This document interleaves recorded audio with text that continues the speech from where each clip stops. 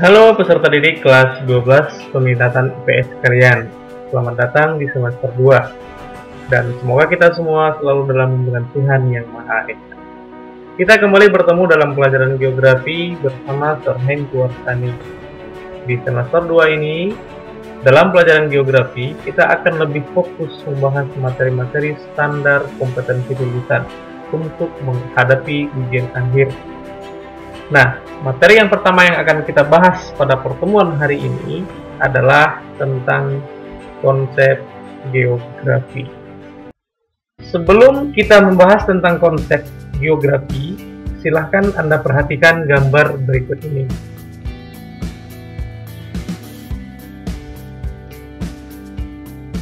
Apakah yang ada dalam pikiran Anda ketika melihat gambar-gambar tersebut? Silakan tuliskan di kertas latihannya. Baiklah, kita lanjutkan tentang konsep geografi. Seperti yang kita ketahui bersama bahwa studi geografi hakikatnya adalah studi keruangan tentang gejala-gejala di permukaan bumi yang nyata dalam kehidupan manusia. Gejala geografi yang ada di sekitar manusia merupakan hasil hubungan keruangan antara faktor fisik atau faktor alam dengan manusia. Dari hasil studi gejala yang nyata tadi, dalam pikiran kita akan terbentuk suatu pola abstrak atau abstraksi atau tidak berwujud. Nah, inilah yang disebut dengan konsep. Kesimpulannya, konsep adalah pengertian abstrak tentang sesuatu hal. Karena pola abstrak tersebut berkenan dengan gejala yang konkret tentang geografi, maka gejala tersebut disebut dengan konsep geografi.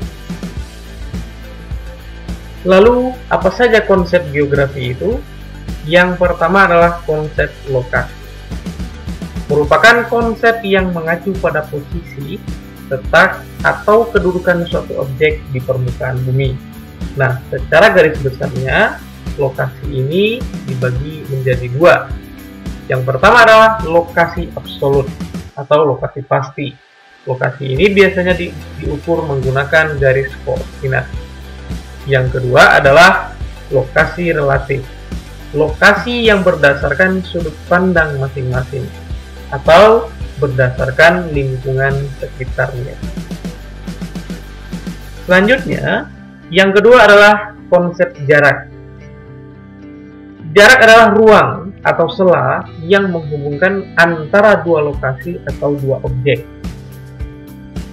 Dalam geografi, jarak juga ada dua jenisnya, yaitu jarak absolut dan jarak relatif.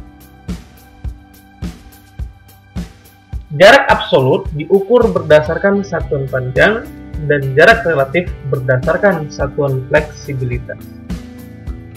Kemudian yang ketiga, konsep keterjangkauan. Konsep keterjangkauan adalah mudah atau tidaknya suatu tempat dijangkau dari suatu wilayah. Keterjangkauan tidak hanya tergantung pada jarak saja, tapi juga tergantung pada sarana dan prasarana penunjang selama menjangkau suatu tempat tersebut. Contohnya adalah Bogor, Jakarta lebih mudah dijangkau dibandingkan dengan Bogor, Bandung karena fasilitas atau sarana dan prasarana penunjang dari Bogor ke Jakarta lebih mudah atau lebih banyak dibandingkan dengan fasilitas atau sarana dan prasarana penunjang Bogor, Bandung. Yang keempat adalah konsep pola. Konsep pola menjelaskan tentang sesuatu bentuk yang berulang sehingga menampakkan suatu bentuk tertentu yang konsisten, baik secara alami ataupun buatan. Contohnya adalah pola pemukiman penduduk memanjang sepanjang sungai. Berikutnya, yang kelima adalah konsep morfologi. Konsep morfologi menjelaskan bentuk-bentuk muka bumi. Ada dataran rendah, ada dataran tinggi, pegunungan, rawa, bukit, gunung, dan lain-lain. Contohnya adalah daerah selatan daerah istimewa Yogyakarta merupakan daerah perbukitan kapur atau K. Selanjutnya, konsep yang keenam adalah konsep aglomerasi. Merupakan kecenderungan pengelompokan suatu gejala yang terkait dengan aktivitas manusia. Contohnya adalah masyarakat di desa cenderung mengelompok bertempat tinggal di dataran rendah yang subur. Selanjutnya, konsep yang ketujuh adalah konsep nilai guna.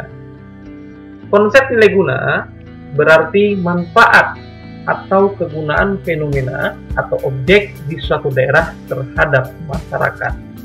Misalnya, gelombang Bono di Pelalawan itu bermanfaat untuk meningkatkan devisa atau meningkatkan pendapatan masyarakat dari aktivitas pariwisata di sana.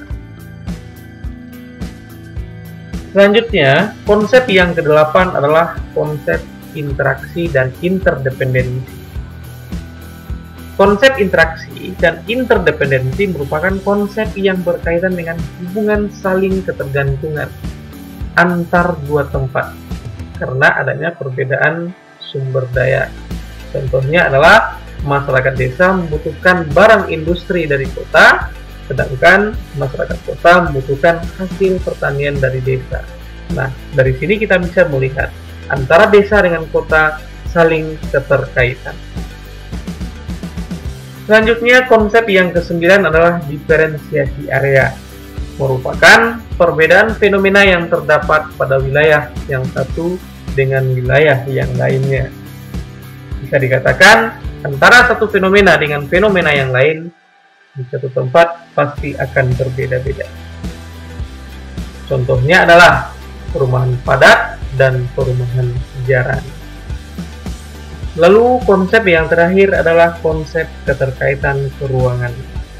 Konsep keterkaitan keruangan merupakan keterkaitan suatu fenomena dengan fenomena lainnya, baik antara fisik dengan fisik, fisik dengan manusia, maupun manusia dengan manusia. Contohnya adalah Indonesia memiliki dua musim, yaitu musim hujan dan musim kemarau. Hal ini disebutkan oleh letak Indonesia berada di garis khatulistiwa atau beriklim tropis.